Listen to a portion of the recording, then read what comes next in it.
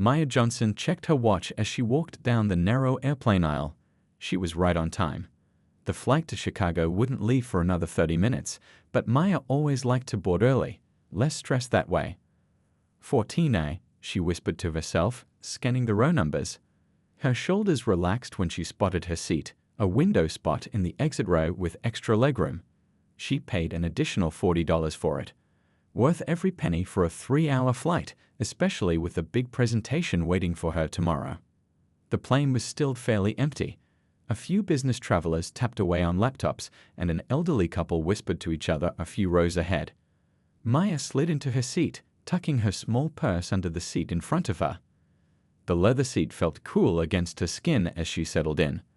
Finally, she sighed, rolling her neck from side to side. The past week had been non-stop meetings and late nights preparing her marketing pitch. This quiet moment felt like the first real breath she'd taken in days. Maya pulled out her tablet and opened her presentation. The graphics looked sharp, but she wanted to review her speaking notes one more time. Her boss had trusted her with this major client, and she wasn't about to let him down. As the marketing team's only black woman at the senior level, Maya felt the familiar weight of having to be twice as prepared as everyone else. The steady stream of boarding passengers grew thicker. Maya kept her focus on her work, highlighting key phrases and making small adjustments to her notes. The flight attendants greeted people with practiced smiles, while overhead bins slammed shut up and down the cabin. A child's laugh caught Maya's attention, pulling her eyes up from her screen.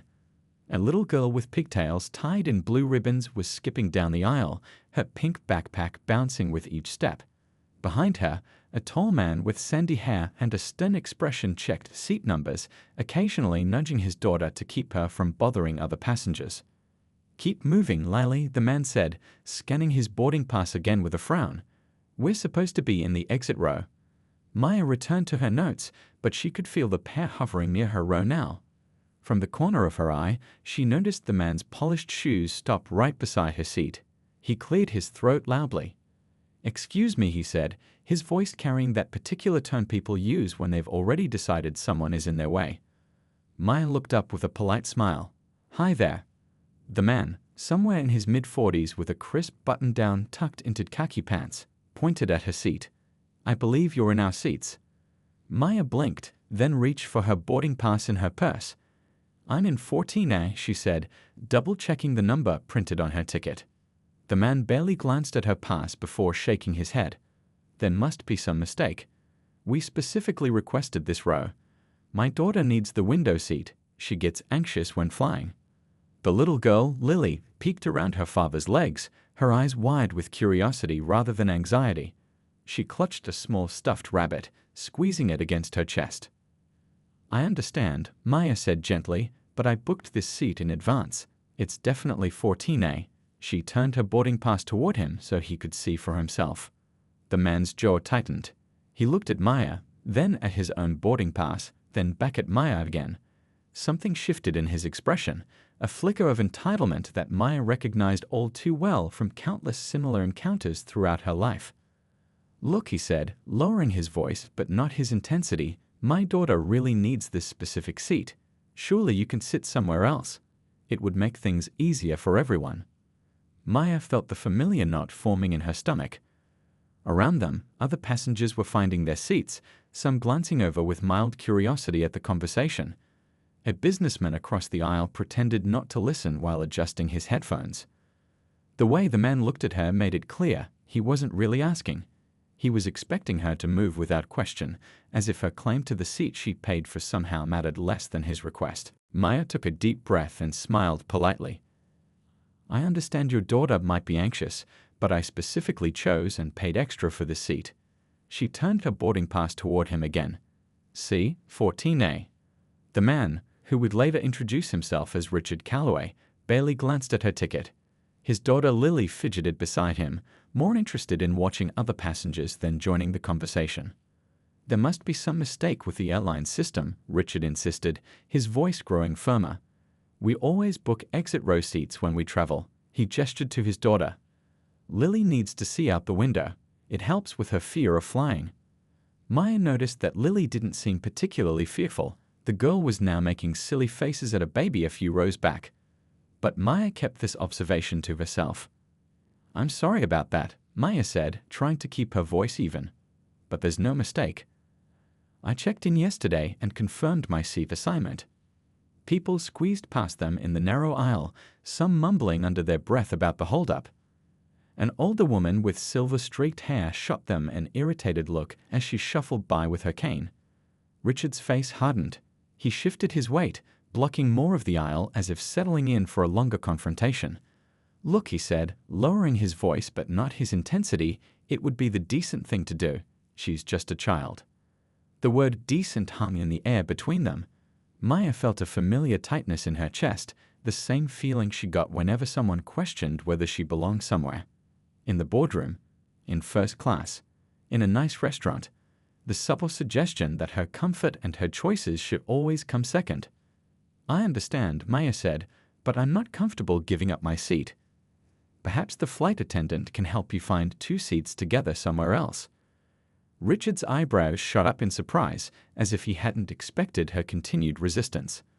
A few nearby passengers had stopped pretending not to listen and were now openly watching. "I don't think you understand," Richard said, his voice rising slightly. "My daughter gets airsick if she can't see the horizon. She needs this specific seat." He emphasized each word as if speaking to someone who might not comprehend English well, despite Maya's perfect and articulate speech. Lily tugged at her father's sleeve. "Dad, it's okay. I can sit somewhere else." Richard ignored her, focusing entirely on Maya. "It's just common courtesy. Anyone with basic manners would move." A man across the aisle, mid-30s with glasses and a rumpled suit, suddenly became very interested in the safety card, avoiding eye contact. A young couple a row ahead exchanged uncomfortable glances but said nothing. Maya felt increasingly isolated as more eyes turned their way. She'd been in similar situations before. The unspoken expectation that she should be the one to accommodate, to step aside, to make things more comfortable for others at her own expense. "Sir," Maya said, her professional voice taking over, the same tone she used when male colleagues spoke over her in meetings. "I understand your frustration, but this is my assigned seat. I paid for it specifically, and I'm not willing to move." Richard's face flushed red. "So you're going to make a child uncomfortable because you won't move over a few rows? That's the kind of person you are." The accusation stung, landing exactly as he'd intended. Maya felt eyes on her from all directions now. An elderly man shook his head disapprovingly. A woman whispered something to her husband. "Is there a problem here?" The new voice cut through the tension. Maya looked up to see a flight attendant standing beside them, her dark hair pulled back in a neat bun, her expression professional but alert. The flight attendant, whose name tag read Sophia, looked between Maya and Richard with a calm, practiced expression. Her uniform was crisp, her posture professional. "What seems to be the issue?" she asked. Richard turned to her immediately, relief washing over his face. Finally, someone with authority who would surely take his side. "This is actually our seat," he said, pointing to where Maya sat. "My daughter and I need to sit together, and she specifically needs the window. She gets anxious when flying." He gave Sophia a look that suggested they were 2 reasonable adults dealing with an unreasonable situation. Sophia nodded. "I understand, sir. May I see both of your boarding passes, please?" Maya silently handed over her boarding pass while Richard fumbled with his phone, pulling up their digital tickets. Sophia examined both carefully, her face revealing nothing. "Sir," she said after a moment, "this passenger is indeed in her correct assigned seat, 14A. Richard's mouth opened, then closed. He clearly hadn't expected this response. "But we specifically requested the exit row. My daughter needs—" "I understand, sir, but this passenger has been assigned this seat and has already boarded." Sophia's voice remained calm but firm. "Let me check if there are 2 seats together elsewhere on the plane that I can offer you." As Sophia stepped slightly away to check her tablet, Richard turned back to Maya, his face tightening with frustration. He lowered his voice, but not enough. "I don't understand why some people have to make everything so difficult," he said loudly enough for several nearby passengers to hear. "It's just a seat. When I was growing up, people knew how to be considerate." The words "some people" hung in the air, carrying an unmistakable weight that Maya had heard many times before. She kept her face neutral despite the familiar sting. A middle-aged woman across the aisle frowned at Maya as if she were the one being unreasonable. Two businessmen a few rows ahead turned to stare, their expressions making it clear whose side they were on. Richard, noticing the shift in the cabin's atmosphere, pressed his advantage. "My daughter is 9 years old. Surely you can understand why a child would need accommodation." He emphasized the word child as if it were a trump card that overrode all other considerations. Lily, meanwhile, had become increasingly uncomfortable with the attention.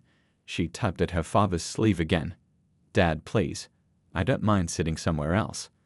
Richard patted her head dismissively. "Honey, Daddy's handling this. You deserve your seat." Maya sat straighter, keeping her eyes forward, trying to appear unaffected by the growing tension. But she could feel judgment creeping in from all sides, the subtle head shakes, the whispered comments, the disapproving glances. An older gentleman across the aisle muttered something about young people today, and no respect, clearly meant for Maya to hear.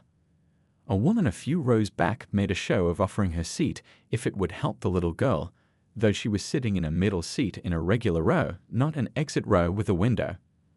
The air in the cabin felt thicker now.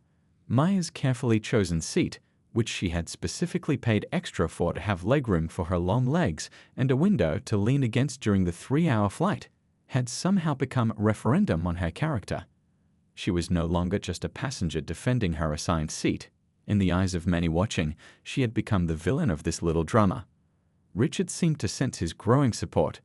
"I just don't understand the problem," he said, addressing his comments to the cabin at large now. "All we're asking for is a simple courtesy. For a child." He shook his head in exaggerated disbelief. Maya took a slow, deep breath. She had spent her entire career learning to stay composed in uncomfortable situations, being the only black woman in countless meetings where she was talked over, second-guessed, or expected to yield. This was familiar territory, but that didn't make it any less exhausting. Just as the pressure in the cabin threatened to become unbearable, Sophia returned. Her expression remained professionally neutral, but there was something in her eyes, a hint of understanding perhaps, when she glanced at Maya. "Sir," Sophia said, turning to Richard, "I've checked our seating chart. We do have 2 seats available together in row 23. It's not an exit row, but they are a window and middle seat." Richard's face fell. He clearly had been expecting a different outcome, perhaps for Sophia to simply tell Maya to move. "That's all the way in the back," he protested. "I understand it's not ideal," Sophia replied, "but it's the best option I can offer right now. The flight is nearly full." Richard crossed his arms. "This is unacceptable. We specifically chose these seats when we booked."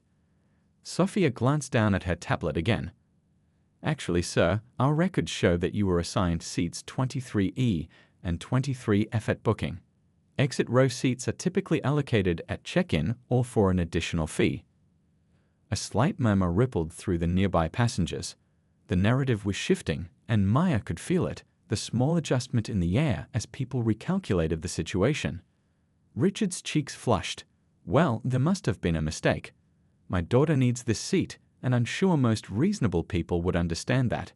He looked pointedly at Maya, then at the other passengers around them, as if gathering allies. The older gentleman who had muttered earlier now looked slightly confused. The woman who had offered her seat became suddenly interested in her magazine. "Dad," Lily said, tugging at his sleeve again with more urgency, "it's fine. I just want to sit down. People are staring." And they were. What had started as a typical airplane seating dispute was now becoming an uncomfortable spectacle.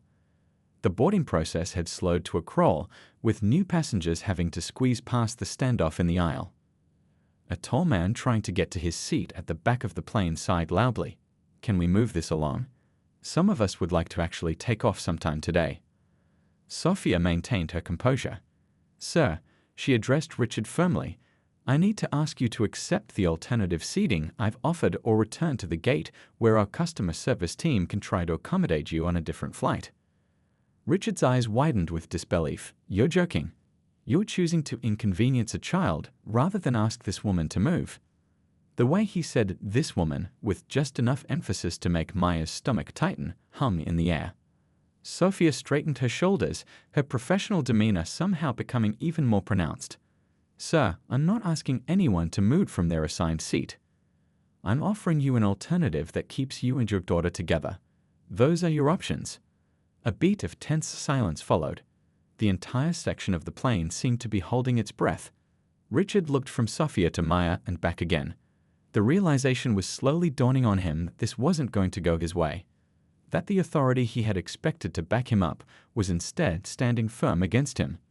This is ridiculous, he said, louder now. I want to speak to your supervisor. Sophia nodded, unruffled. I'd be happy to have my lead flight attendant speak with you once we're in the air. For now, I need to ask you to make a decision so we can continue boarding. Row 23E and F, or we can escort you back to the gate. The options were clear, and Richard's leverage was evaporating by the second. Other passengers were now openly annoyed at the delay, and even those who might have sympathized with him earlier were checking their watches and shifting impatiently. Lily looked near tears. Dad, please, let's just sit in the other seats. For the first time, Richard seemed to truly see his daughter's discomfort.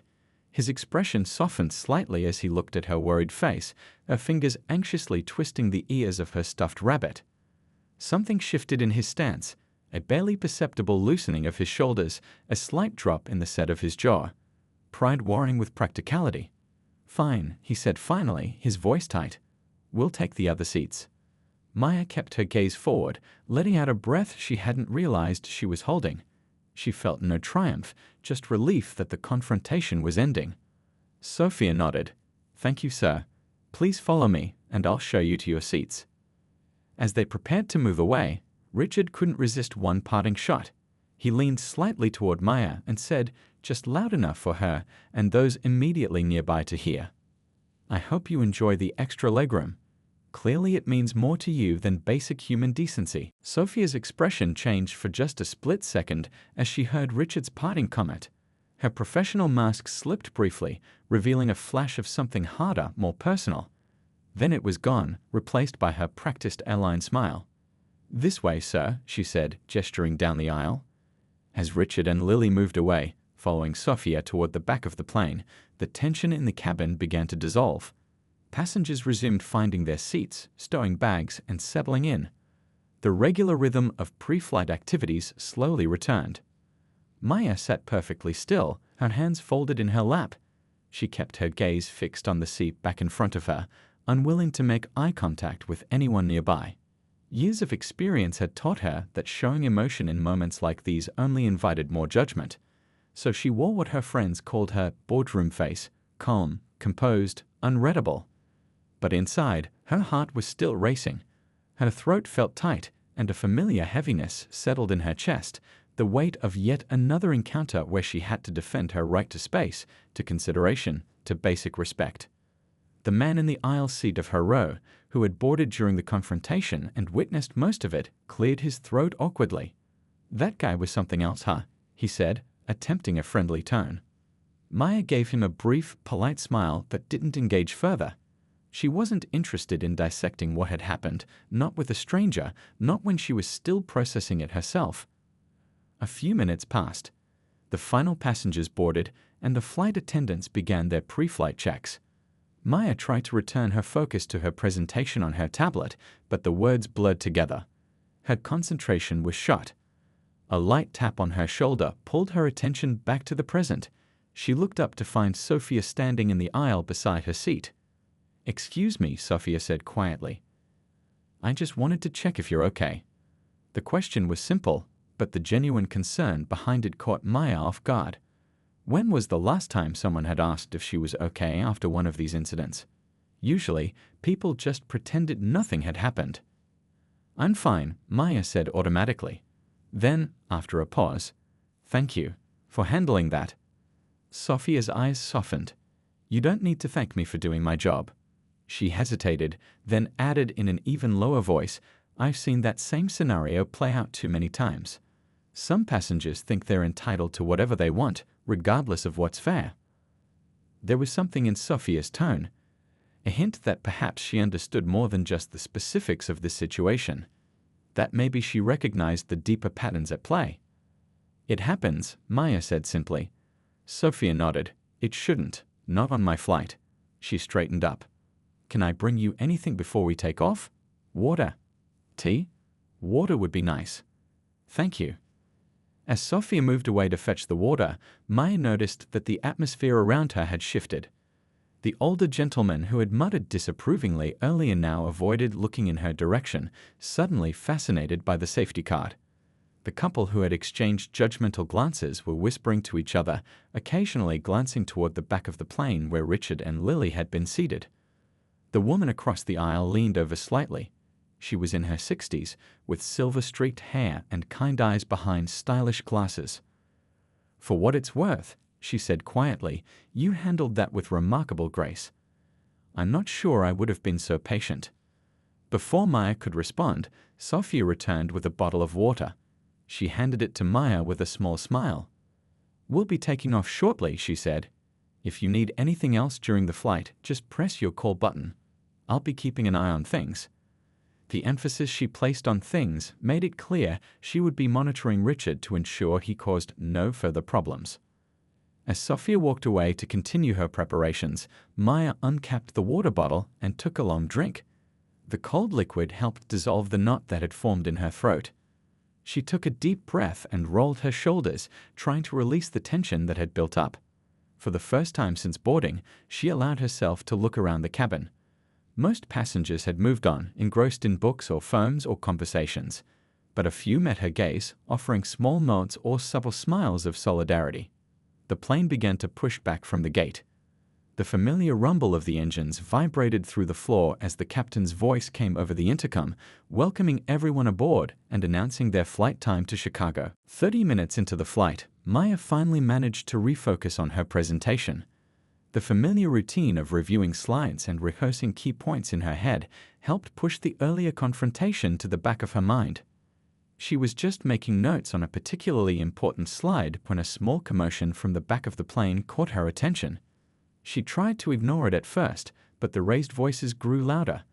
Several passengers turned in their seats, craning their necks to see what was happening. Maya resisted the urge to look. Whatever was going on, she wanted no part of it. Then she heard it, Richard's voice, unmistakable in its entitled tone, cutting through the ambient noise of the airplane. This is completely unacceptable, he was saying. I paid for a full-price ticket, and you're telling me you don't have any ginger ale? My daughter needs it for her stomach. Maya couldn't see what was happening, but she could picture Sophia dealing with yet another of Richard's demands. She forced herself to focus on her tablet, determined not to get pulled back into his drama. A few minutes later, Sophia appeared at Maya's row, this time with a small tray holding a cup of coffee and a packet of cookies. I didn't order anything, Maya said, surprised. Sophia gave her a small smile. Complimentary. The coffee is fresh, just made a new pot. She lowered her voice. And I thought you might need the caffeine after dealing with, well, you know. Maya accepted the coffee gratefully. Thank you. I heard some commotion back there. Everything okay?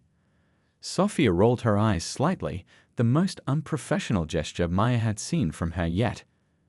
Our friend is unhappy with his beverage options. Apparently, we're personally responsible for his daughter's airsickness now. Maya took a sip of the coffee. It was good, much better than the usual airplane brew. His poor daughter seemed mortified by the whole thing. She's a sweet kid, Sophia agreed. Kept apologizing to me when I brought them their drinks. Nothing like her father. They shared a look of mutual understanding. How long have you been flying this route? Maya asked. 6 years, Sophia replied. Started right after I finished training. She glanced down the aisle, checking that everything was still in order. You'd think after all this time, nothing would surprise me anymore. But it still does. Some days more than others.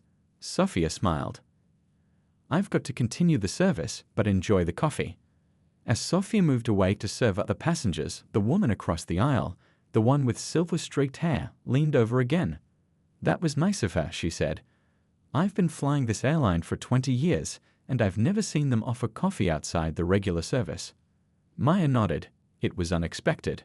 Not really, the woman said. People recognize decency when they see it. The way you handled that man. She shook her head admiringly. Most people would have lost their temper or made a scene. Maya gave a small shrug. Making a scene rarely helps. True enough. The woman extended her hand across the aisle. I'm Patricia, by the way. Maya. They shook hands briefly. Heading to Chicago for business or pleasure? Patricia asked. Business. I have a presentation tomorrow for a potential new client. Ah, that explains the focus. What field are you in? Marketing. Digital strategy mostly. Patricia's eyes lit up. No kidding. I just retired last year after 30 years in advertising. Started when there were hardly any women in the industry, let alone women of color. Their conversation flowed easily after that. Patricia shared stories from her early days in advertising, and Maya found herself laughing at tales of ridiculous client demands and creative disasters that somehow worked out in the end. It was refreshing, talking with someone who understood the unique challenges Maya faced in her career without having to explain the context.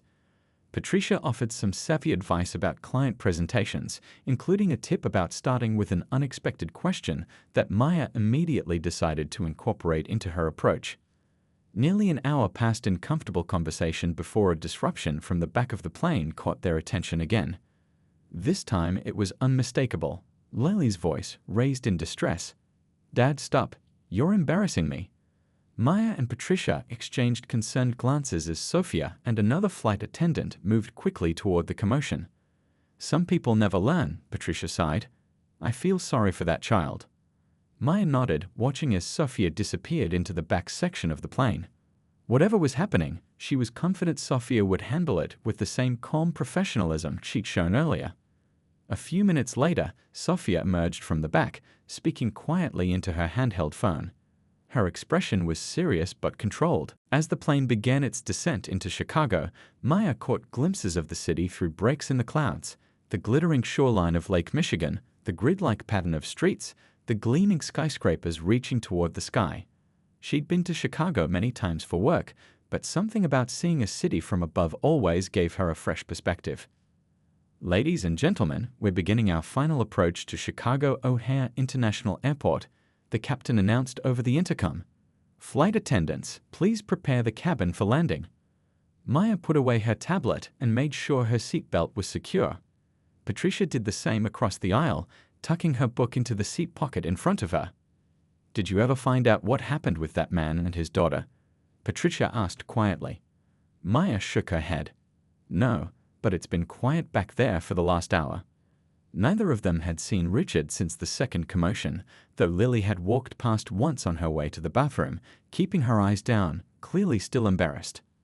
Sophia appeared in the aisle, checking seatbelts and tray tables. When she reached Maya's row, she paused. Everything okay up here? She asked. All good, Maya replied. How about back there? Sophia's professional smile flickered with something more genuine. Let's just say Mr. Calloway has been reminded of our passenger conduct policies. He'll be enjoying the company of airport security when we land.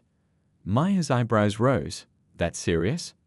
He had words with another passenger who asked him to lower his voice, Sophia explained discreetly. Those words included language not appropriate on our airline or anywhere else. His daughter will be met by her mother at the gate. Apparently, they're divorced, and this was his weekend. Patricia tutted. Poor child. No wonder she seems so uncomfortable. Sophia nodded in agreement. Some of our most difficult passengers are the ones taking children to or from custody arrangements. Lot of emotions involved. She straightened up. We'll be landing soon. Can I take any trash from you? After Sophia moved on, Maya gazed out the window again, watching the city grow larger as they descended. The confrontation at the beginning of the flight felt distant now, almost like it had happened to someone else. But the familiar weight of it still lingered, the way it always did after these encounters. It wasn't just about a seat on an airplane, it was about the constant small battles that peppered her days. The presumptions. The expectations that she would yield, accommodate, make herself smaller. The surprise when she didn't. The plane touched down with a slight bump, then the roar of reverse thrusters as they slowed on the runway. As they taxied toward the gate, passengers began the familiar routine of gathering belongings and switching on phones despite repeated announcements to remain seated. Ladies and gentlemen, welcome to Chicago O'Hare International Airport, the flight attendant announced. Local time is 3:45 p.m. and the temperature is 72 degrees. Please remain seated with your seatbelts fastened until the captain turns off the fasten seatbelt sign. When they finally reached the gate and the seatbelt sign dinged off, the cabin filled with the sounds of overhead bins opening and the rustle of bags being collected. Maya waited patiently, in no rush to join the crowded aisle. Patricia stood and retrieved her carry-on bag. "It was lovely talking with you, Maya. Good luck with your presentation tomorrow. They'd be fools not to hire your firm." "Thank you. It was nice meeting you too." As Patricia joined the slow procession toward the exit, Maya noticed Sophia standing at the front of the economy section, thanking passengers as they deplaned. 2 airport security officers waited just beyond the aircraft door. When the aisle finally cleared enough for Maya to stand and collect her things, she caught sight of Richard being escorted off the plane, his face set in a scowl. Lily followed a few steps behind, clutching her stuffed rabbit and looking miserable. Maya felt a pang of sympathy for the girl. None of this had been her fault. As Maya made her way toward the exit, Sophia caught her eye. "Thank you for flying with us today," Sophia said, the standard phrase somehow sounding more personal. "Thank you for everything," Maya replied quietly. Sophia smiled.